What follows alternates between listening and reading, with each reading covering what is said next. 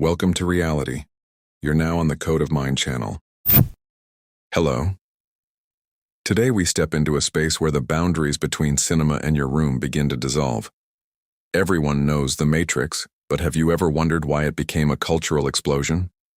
The Wachowskis didn't just create a stylish action film in latex. They opened an archive of humanity that is thousands of years old and translated it into the language of digital code. Today we will take The Matrix apart piece by piece. We will find out where the idea of simulation really came from, why the ancient Greeks knew more about code than we do, and how it happened that the One is a character described in ancient scrolls. Let's go. A story older than electricity. Imagine this, 2,400 years ago, no computers, no electricity, only pure consciousness. Plato sits down and writes a text that today would be called a technical specification for a simulation. He describes prisoners who have been chained since birth inside a deep cave. They cannot turn their heads and spend their entire lives looking at one wall. Behind them burns a fire, and between the fire and the prisoners, people carry objects, statues, jugs, figures of animals. The prisoners see only shadows on the wall, and since they have never seen anything else, those shadows are their only absolute reality. For the prisoners, the shadow of a dog is the dog. They even compete to see who can recognize the shadows better. Matrix logic. In the film, everything we see, buildings, food, the sky, are those same shadows. It is a graphical interface stretched over emptiness. A shadow is a low-resolution pixel. It gives a general idea of the form, but it has no essence, no volume, no life. Plato was the first to say, "Your senses are deceivers. They show you a simplified demo version of the world." In the myth, one of the prisoners is freed, and this is where it gets interesting. When he turns toward the fire, his eyes hurt intensely. The light is unbearable. He wants to return to the familiar shadows because everything there is understandable and painless. Connection to the film. Remember the scene where Neo has just been unplugged from the Matrix? He lies on the table, covered in tubes, squinting, asking why his eyes hurt. Morpheus replies, "Because you've never used them." This is a direct reference to Plato. Reality is an unpleasant bonus. It is shock. It is overload for a nervous system that has been running on minimum settings in a protected simulation mode. Plato writes that if this man returns to the cave and tries to tell the others that the world is different, they will laugh at him. And if he tries to free them, they will kill him because he threatens their comfortable and predictable world of shadows. This is exactly what Morpheus says.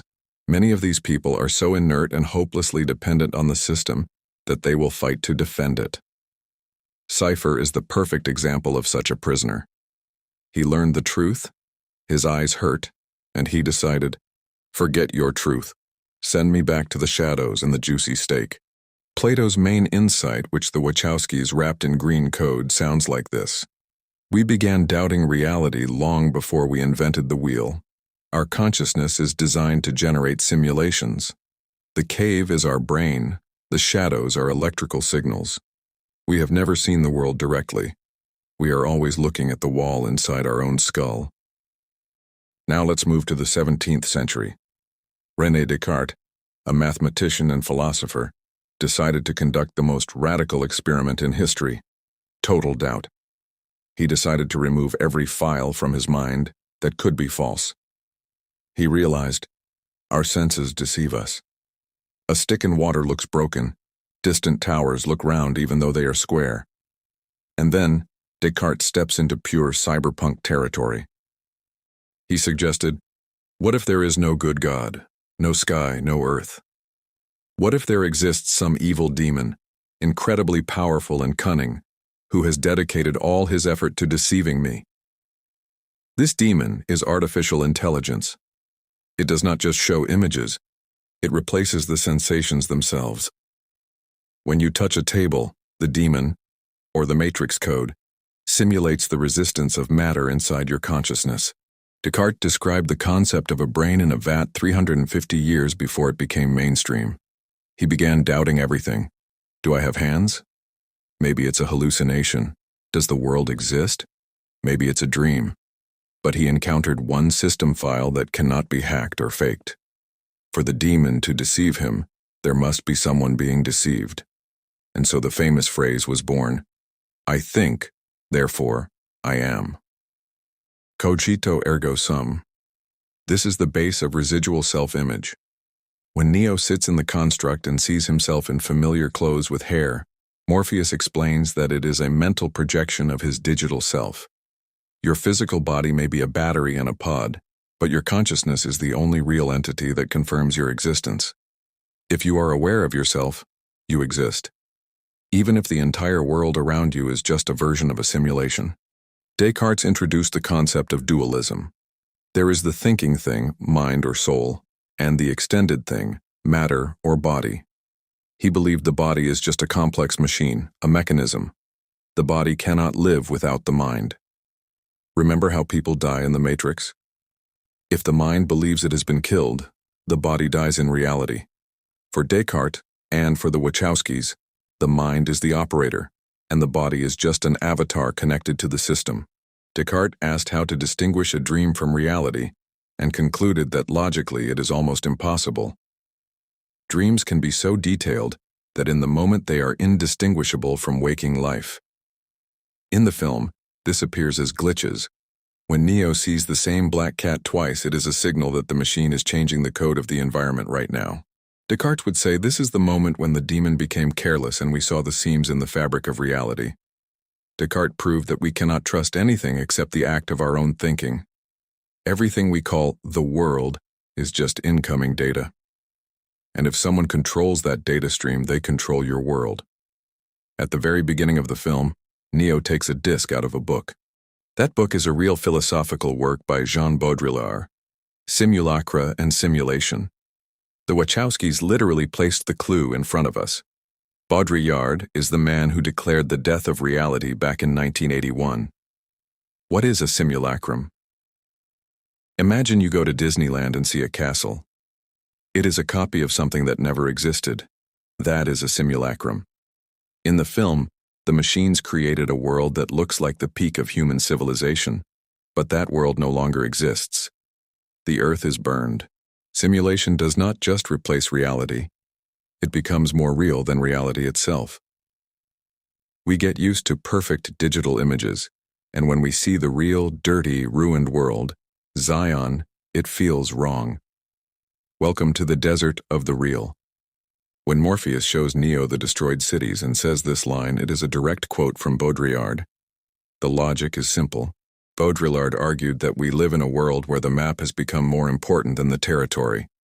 Imagine an empire that created such a detailed map that it covered the entire land. Over time, the land beneath the map decayed into a desert, but people continued to live on the map. People in pods live on the map. Beneath it there is only desert, rust, and darkness. But they do not care, because the map is brighter, cleaner, and easier to understand. Remember the restaurant scene? Cypher holds a piece of steak on his fork and says, I know this steak doesn't exist. But you know what I've decided? Ignorance is bliss. This is the key moment. The steak is a simulacrum. Information about taste, smell, and texture encoded in the system brings more pleasure than real, nutritious but tasteless food on the ship.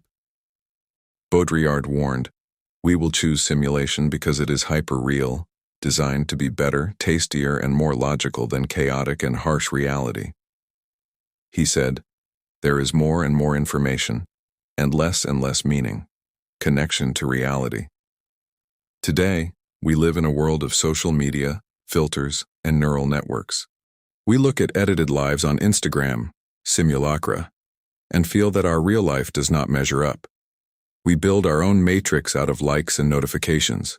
We are not living life. We are consuming its digital noise. The matrix is not just a prison built by machines. It is a prison we choose every day, preferring comfortable illusion over harsh truth. Baudrillard showed that reality didn't disappear because it was stolen, but because we no longer needed it. Thousands of years before the Wachowskis wrote the Code of Green Rain, ancient Indian sages already knew. This world is Maya. Translated from Sanskrit, this word means illusion, magic, or not what it seems. But this is not just deception of the senses. It is a vast, divine construction. In Hindu philosophy, there is the concept that our entire world is Lila, a divine game. Brahman, the absolute, plays with itself, splitting into billions of beings. Imagine that the matrix is not a prison but a massive processor. We are all players on one giant server. We are administrators who voluntarily switched into the mode of a regular player and lost the keys to the console. Why is Neo the chosen one? In Eastern tradition, he is an avatar, a being who woke up inside the dream. Connection to the film. Remember the scene with the boy and the spoon? Do not try to bend the spoon, that's impossible. Instead, try to realize the truth. There is no spoon. This is pure Zen Buddhism. If the world is Maya code, then matter has no inherent nature. It is flexible. Neo becomes the chosen one not because his muscles are stronger, but because his level of awareness, his signal, became higher than the system. He remembered that the rules of gravity and inertia are just temporary server settings that can be rewritten. In Eastern philosophy, karma is the law of cause and effect. In the Matrix, it is the law of program code. Remember the Merovingian? He says, cause and effect is the only truth. He believes everything is predetermined by the algorithm. But Eastern wisdom says, the moment you realize Maya, you step outside the control of karma. Neo does exactly that. He stops reacting to incoming data and begins generating reality himself. What is enlightenment? It is the exit from the endless cycle of rebirth. Samsara. Zion and the Nebuchadnezzar are symbols of exiting samsara. When a person wakes up in a pod, they make the same transition spoken of by yogis. They cut the cord of Maya. But just like in Hinduism, it is a shocking process. You realize that everything you loved, fought for, and believed in inside the simulation was just an electrical impulse. Maya teaches that reality is a veil. The Wachowskis simply replaced the mystical veil with a digital interface. Neo is a modern Buddha who understood. To defeat the system, you don't need to destroy it. You just need to realize that it doesn't exist. At the beginning of our era, there was a movement the church considered the most dangerous heresy, Gnosticism. Gnostics didn't just believe in God, they claimed that our material world is a system error, an artificial trap created to exploit the divine sparks of human souls. They believed the world was created not by the true God, but by a lower entity, the demiurge. He is arrogant, obsessed with order, and convinced he is the only creator. Look at the architect, a man in a white suit in a room filled with monitors. He is mathematical, emotionless, and sees humans as equations. The architect is the pure demiurge. He built the matrix not out of love, but for functionality, to use humans as an energy source. To him, we are not individuals, but resources. According to Gnostic teaching, the demiurge is served by archons, rulers. These are beings that guard the boundaries of worlds and ensure that no soul becomes aware and escapes material captivity. This is the exact description of agents. Agent Smith and others are the archons. They are faceless. They can inhabit any host. Their only function is to suppress awakening. They protect order, which is actually slavery. The word gnosis means knowledge, but not the knowledge learned in school. It is a direct realization, an inner flash where you understand, I am not this body, not this name. I am a spark of light trapped in matter. The red pill is the physical form of gnosis. Morpheus does not give Neo power. He gives him information that destroys the illusion. Gnostics said that the moment the soul gains gnosis, the power of the archons disappears. This is exactly what happens when Neo begins to see code instead of walls. He gained full gnosis and the agents are no longer a threat. In Gnosticism, there is a figure named Sophia, wisdom, who accidentally dropped divine sparks into the world of the demiurge and now helps people remember their true origin. The oracle plays this exact role. She does not just predict the future. She guides Neo, giving him just enough code so that he makes the choice himself. She is a system bug working for liberation. Gnostics were the first to declare your world is a counterfeit. They believed we are captive princes and princesses who forgot our kingdom and started playing in the dirt. The Wachowskis took this dark and radical idea and turned it into a cyberpunk revolution.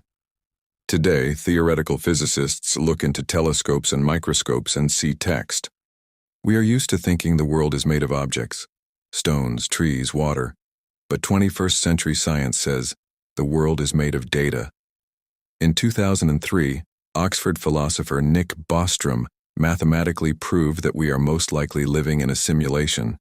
If any civilization reaches a level where it can simulate universes, it will create thousands of them. The probability that we are the original biological civilization is close to zero. The Wachowskis simply visualized what Bostrom expressed in equations. We are not the original. We are a running process on someone else's server. Physicist James Gates discovered strange symbol sequences in superstring equations that describe the structure of the universe. It turned out they are self-correcting codes identical to those used by Claude Shannon to protect information in data transmission. This is literally the green code. The fabric of the universe contains an error correction system. If our universe is physics, why is it built on algorithms? In physics, there is the concept of Planck length, the smallest possible unit of space. This is the pixel size of reality. Zoom into an image, you see pixels. Zoom into matter, you see granularity. The universe has limits, speed of light, and minimum scale. These are system specifications. Physicist John Wheeler proposed the concept, it from bit. Everything arises from binary information. Every particle, every field, is an answer to a yes-no question. Conclusion: the Wachowskis visualized what science has been approaching for decades. Matter is compressed information. We do not live in a world of objects, but in a computational process. The Matrix is not fiction from 1999. It is a compilation of human insight across 2,500 years. Plato explained illusion. Descartes taught doubt. Baudrillard showed hyperreality. Eastern philosophy revealed the divine dream. Gnostics exposed the controllers. Modern physics found the code beneath reality. We always felt something was off, that behind the scenes there is a mechanism. The Wachowskis gave us a visual language to talk about it, so the next time you experience déjà vu, understand, it's not memory failure, it's not coincidence. The Matrix is updating. The system is optimizing, fixing bugs, rendering your life. The only question is, are you ready to stop being part of the code and become the one who reads it? Do not wake the sleeping. Wake yourself. Thank you for being with me on this channel. I wish you the best possible branch of reality. Subscribe to the channel. See you in the next video. Take care.